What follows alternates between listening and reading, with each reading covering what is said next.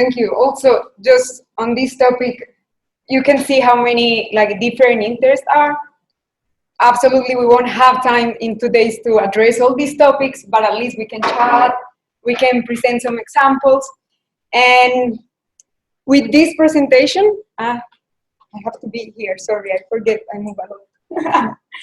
So we want to have an overview of the GEM Foundation. Here, the workshop is more focused on OpenQuake, which is one of our tools, but we are a global initiative. We are a non-profit organization conceived in 2009, but actually started in 2009. We are based in Pavia, in Italy. And we are a relatively, I would say, a small group between 25, 30 people. So this group is based in Pavia, but as you can see, we work in a global scale. We will have some examples. I won't show examples of Canada because all this workshop is about that. But the point is that our team, all the work that we have done, is thanks also to the global collaboration. So we have here just a tiny group, but Natural Resources Canada has been entirely in charge of the Canada model, and they have been willing to share it with us, and so that's why we can present it as part of our final result. And as Mario was saying at the beginning, the idea is we will show the fabric, what we would like to do, what we are working on, and also we would like to invite you to be part of this group and join us in all these initiatives. Since, let me here, okay, in the initiative, sorry. Oh, yeah, so the next slide is presenting our sponsors. So we are a private, public funded foundation. On the top side, you will see the private sponsors. Based on the registration, we saw that there are some insurance companies, representatives that are here. We have basically the main reinsurance companies funding GEM. They are like Munich Re, AIR is a cat modeling company, Willis, and New are also joining the team. We have also the public participants. In this case, we have Canada, we have the governments, we have the Australian government, New Zealand, Colombia, Germany, Italy, and so on. So the idea is, with these two type of main sponsors, we try to derive what is the path to follow to achieve the goal of GEM, which is make a world more resilient to earthquakes. So from the private and the public perspective, we try to work on that. And then we also have the project partners. For example, the California Safety Commission. They don't sponsor GEM, but they provide funds to apply into projects. Or Suramericana, which is an insurance company, also provides some help. And finally, we have the associate partners, which are the ones that have in-kind contribution. So UNESCO, UNISDR, the Earthquake Engineering Research Institute. And this is the framework that we use, or we have been using, to derive our work. So the final goal is to have an integrated seismic risk analysis. On the bottom side, we will see the three main components to estimate the physical seismic risk. And by physical seismic risk, we are talking about the probability of damage and loss in infrastructure and occupants. And we have the three components, which is the seismic hazard, the exposure, and the physical vulnerability. And based on the questions we had today, the group is mostly based for seismic hazard component, which we know now you might have more knowledge on seismic hazard. On exposure is when we create databases to understand where are the infrastructure, in this case buildings, and population located. And the physical vulnerability is understand how the buildings will behave under seismic action.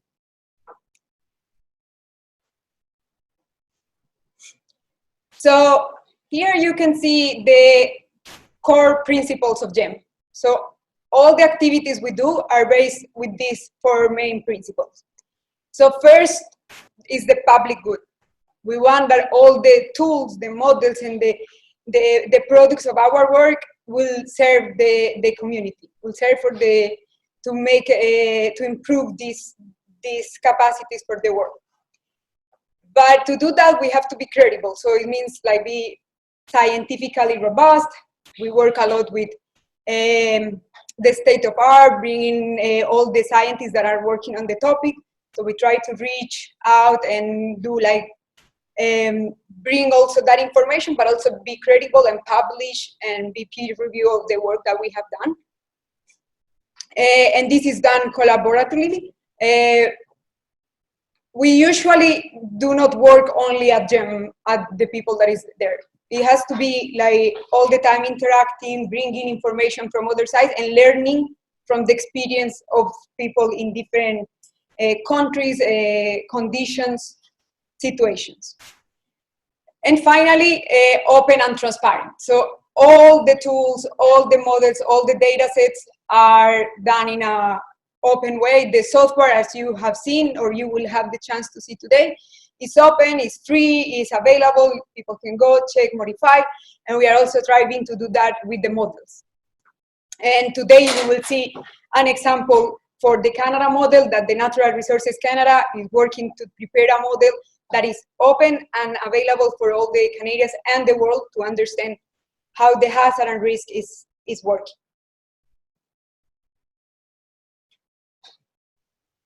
So let me tell the story like shortly about GEM. We started and we had like 3 main phases.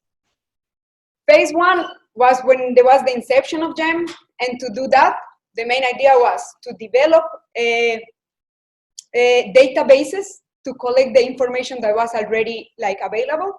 And for that, there were international consortium working on creating databases. And of course, we also had the mandate to support that databases and maintain them in the future.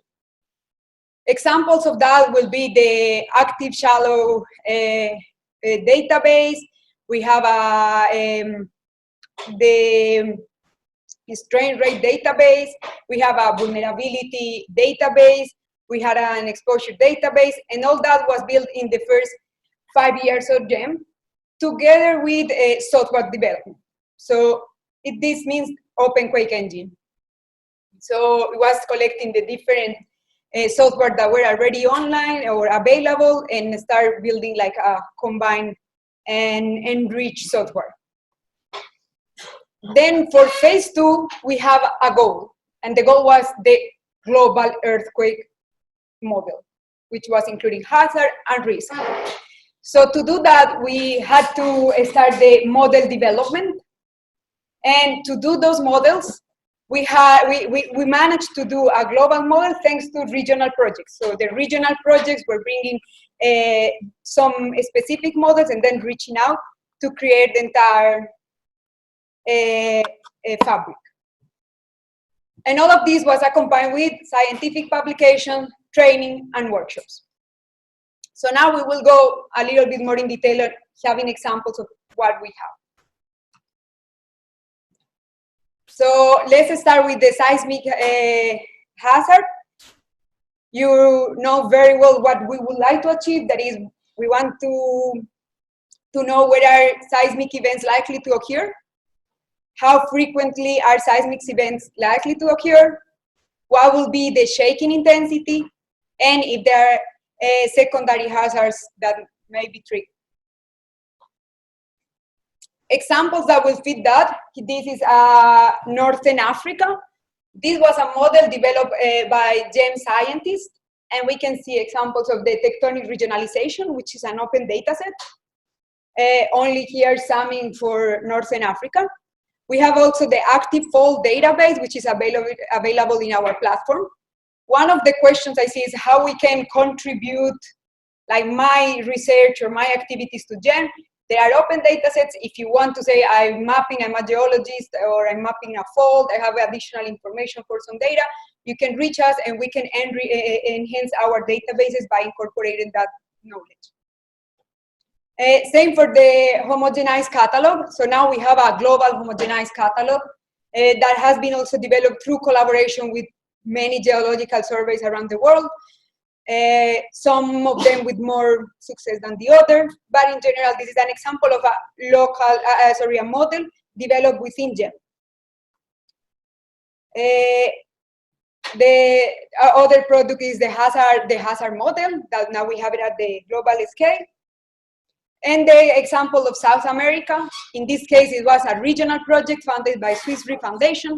And what we had as a result was the entire hazard model for the region.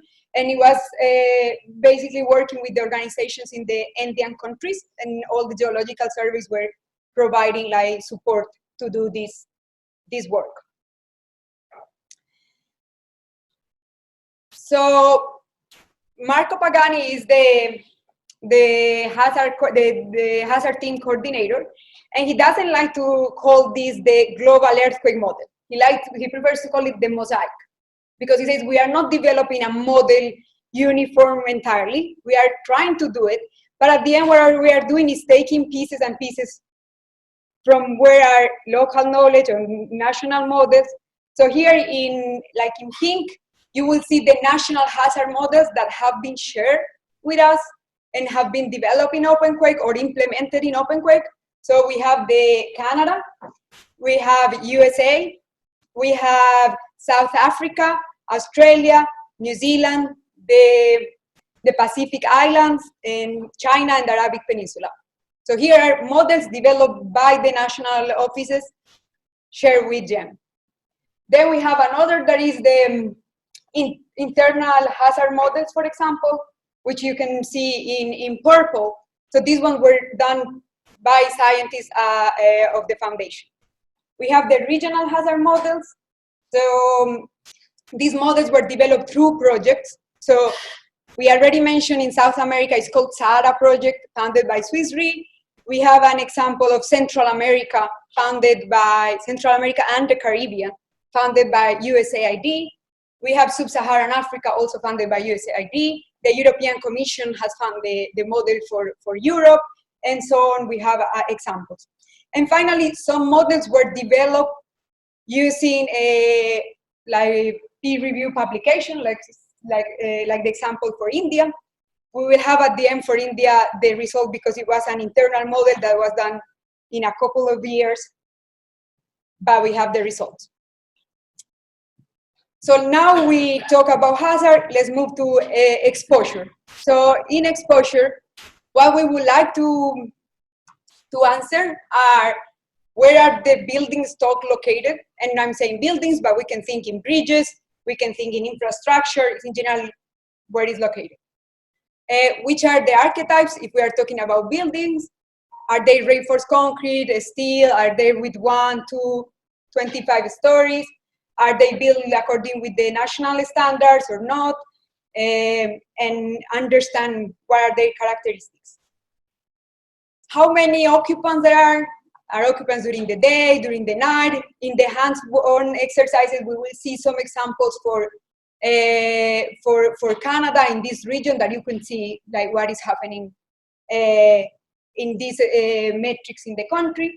And finally, how much does it cost? Here is an example of a regional project, is the SERA project funded by the European Commission. Are more than 15, 20 organizations involved, universities, research centers. And the idea here is to present an example of a regional project. And we will see how we can answer the questions for exposure. So where are the buildings located? In blue, the darkest blue will represent where are more buildings located. The larger number of buildings are also represented by the bars. We can see clearly, for example, in London or England, the region, or in Lisbon, Madrid, you can see the plots. We can also see differences in the model. The global earthquake model is covering 3 types of of occupancies. So we have the commercial, we have the industrial and the residential building stock. On the top pie charts, you can see the total replacement cost and the number of buildings assessed for entire Europe. There are also, like, I won't go too much detail, but for each region, we have such results. For the Arabic Peninsula, this is the case in which it was developed as part of GEM, with GEM scientists. And here we can see another metrics. Before we were seeing location and distribution. Here we are saying how the occupants are affected for the seismic hazard. So we were seeing the fraction of population located in different levels of hazard. And here it seems just a bar, but we are having a spatial distribution. And we can see by countries how Lebanon, Afghanistan, Iran are the ones here leading the number of people that is more exposed to earthquakes. So now let's move to the physical vulnerability that we saw in the beginning. That is the topic that maybe here we are not very much used to.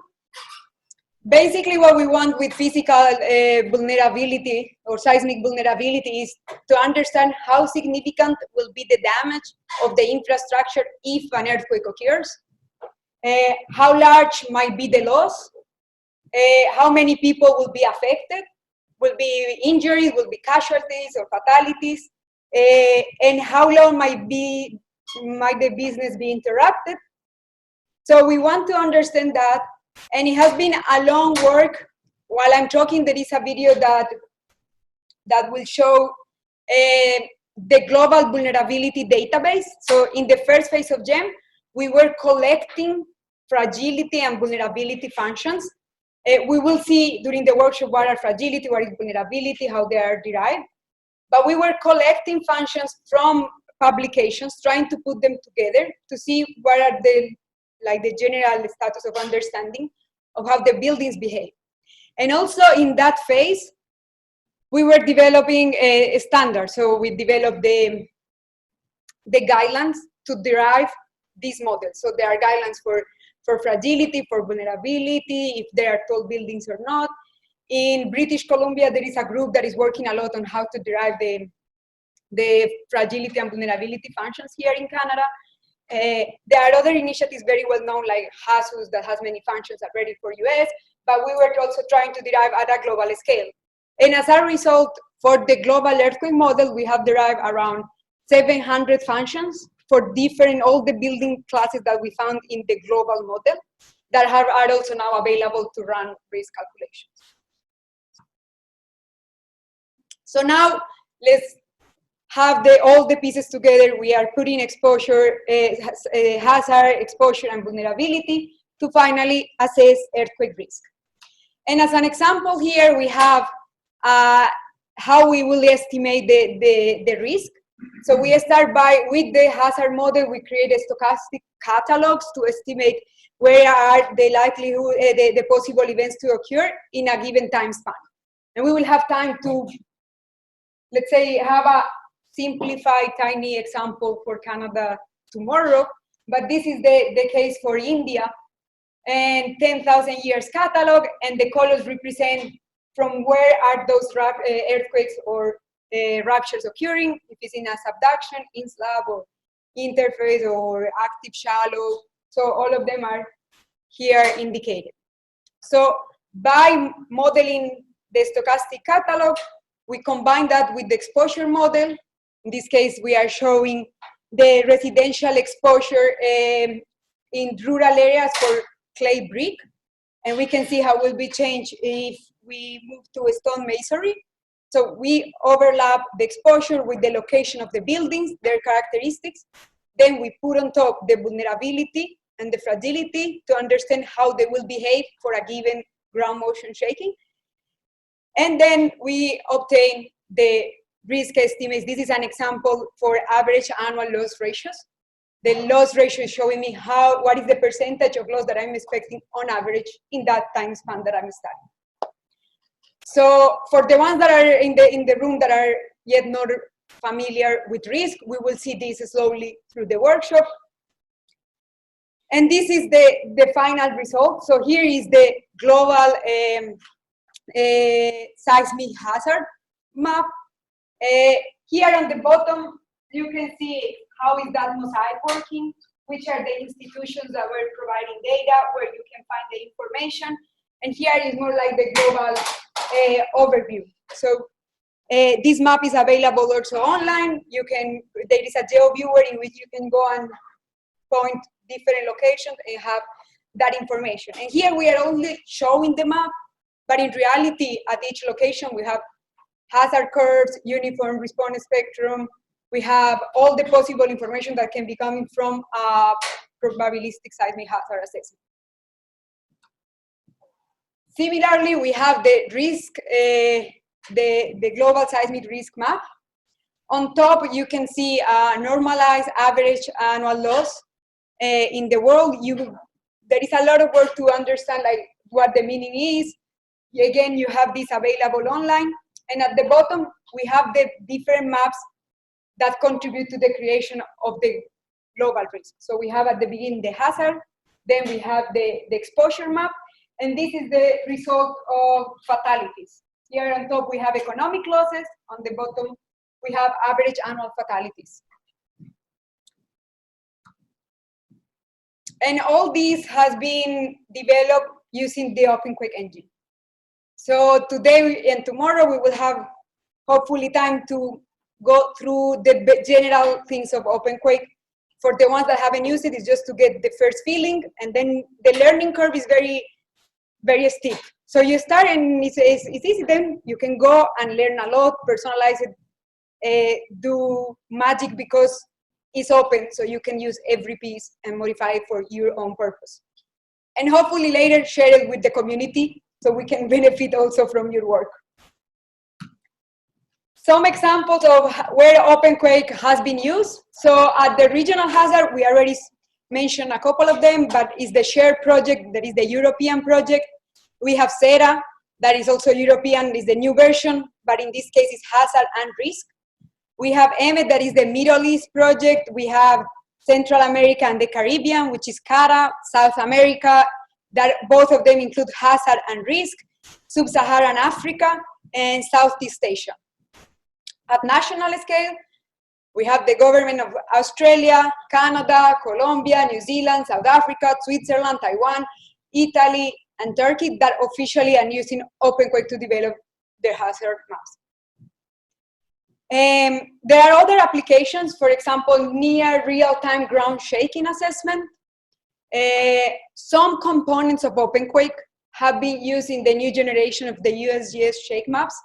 In this case, particularly the set of GMPs. So if you have a new GMP, can be and is available in OpenQuake, USGS can use it to create their shake maps. We also have other applications. For example, Italy and Colombia, they have in some cases, they are using the engine building on top of their hazard and risk models to develop some statistics at near real time. And then there are site-specific studies, which are shock level 3 PSHA for nuclear sites in Europe and South Africa. And we have also some work on induced seismicity, including hazard and risk for Europe and South America. There were some questions also, how can I use OpenQuake for induced seismicity? So we can, Hadi is here. He can talk about induced seismicity, but how the software is used is basically is a PSHA. And if we want to estimate risk, is again overlapping exposure and risk to be used in different applications. Then to finalize is where we work. This is a very, not very recent map of where have we held meetings, workshops, or activities in the foundation. As you can see, we work a lot in South America, Europe, but now we are increasing in this third phase because now we have the global map. I never mentioned the third phase. The third phase is, okay, going like to improve. Some groups are pushing to multi-hazard, some others are pushing to improve what we have right now. we have to continue some collaborations. Now that we have a global model, how will be urban risk assessment? And so we are working towards that direction. These are specifically workshops that we have done. I put in red now that we are here in London. Anirudh mentioned we are going I'm going to Mexico in the next 2 weeks. We are going to be in Ensenada and Mexico City. Anirudh is going to Delhi, to Kathmandu in Nepal. So we keep working and spreading our collaboration. This is an example of another workshop. Probably you will be in some images in the future, in Twitter, in Facebook. We try to promote our events and bring people on board. Workshops in Africa, in different places. And then to come back, this is just a video because we think it's quite nice to show hazard on top of exposure. So we are going around Americas, but the idea is we are doing a global effort that can only be possible if we have global collaboration. So we invite all of you to be part, to get on board. Here you have Natural Resources Canada, that is like the leader in many areas for us as GEM. They are pushing our boundaries. They ask for more, and we are very happy to be able to keep improving thanks to their feedback from users. So thank you very much.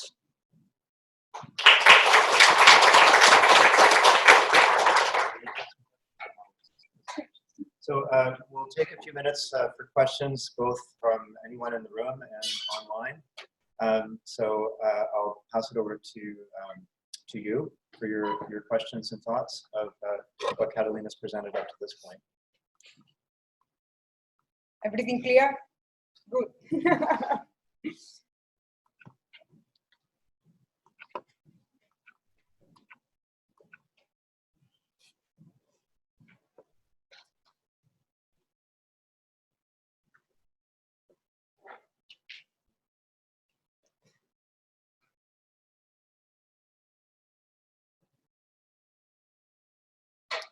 So no questions at all up to this point. Anybody online have questions?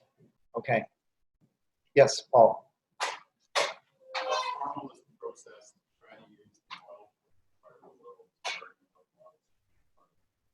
So the question is, how easy is it for people working in one part of the world developing hazard and risk models to learn about what's happening in other parts of the world?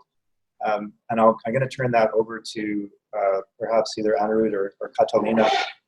Anirudh could speak to that.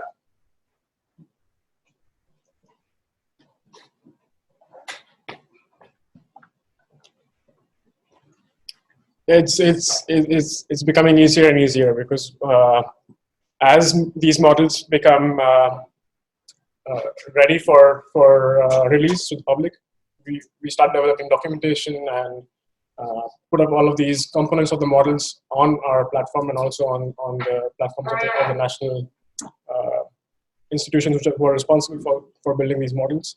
So there's a central place where you can come in and look at what is already available for different parts of the world. So this is already on the OpenQuake platform. There's models for quite a few different parts of the world where they've been published, and all of the input data sets and model components and documentation is available at a single place. So you can go and look what is happening in other places. Project 20 years ago, geographic coming to look at hazards across North America. One of the first times we tried to map Canadian, American, and Mexican. So visualize. Some of it did well, some did not. It was not. Many years ago, particularly the seismic risk between Vancouver and Seattle. Montreal and Boston. There's and it led to a lot of healthy conversation. So putting together the global map is is there an opportunity for you to sit down and say, hey, this makes sense, we put together maps that regions of research that come next to each other. Sometimes that's what you're talking through. So I'll let Anirudh answer that, but for those of you online, the question generally is, as you start to build the elements of a global fabric, whether it's a national, whether it's a hazard assessment or an exposure model or a risk model, as those pieces of the global fabric come together, what is the process for looking at how those pieces fit together, their internal coherence as a whole, I think is the question. And that really is what GEM is all about, but I'll let Anirudh speak to the specifics of how they've gone through that process in assembling the global fabric hazard and risk models. There have been, I would say, at least three major efforts in this direction in different continents. There's an effort that is happening in Europe. It's called seismic hazard harmonization across Europe. So this started about 6 years ago. So many of these countries have their own national hazard models, but it was what you were saying when you start comparing the hazard results at the boundaries, you see quite a few differences, and differences in methodologies, differences in the software that you're using. So then there was this project that brought in the experts from the different countries of Europe. They created an umbrella organization called Shared to bring in the local expertise, collect data sets, and look at creating a uniform methodology that could be applied across Europe. And then so they created a regional seismic hazard map. And now it's gone into the second phase where now the individual countries are comparing why you can see differences between the national hazard map and the European hazard map. So it's now gone into the second phase where people are again bringing back the discussion from their countries into the regional framework. And a similar thing is happening in the Southeast Asian countries, the ASEAN, 10 ASEAN countries. Singapore is leading an effort also to harmonize the national seismic hazard and risk models across these 10 countries. And a similar effort is happening in Central Asia. So there are these initiatives that have been starting in the last 4 or 5 years.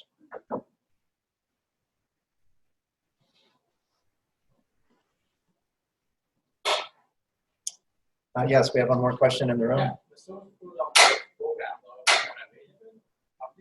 Yeah, it's completely publicly developed. So if you log into, I will show you in the presentation on the introduction to OpenQuake. So all of the source code is available on a source code repository called GitHub, github.com. And the development happens in public. So if you can see the latest changes that have been done 2 hours ago or even 20 minutes ago. So you have access to the latest. Most of it is Python. 95% of it is Python. There's some components in C.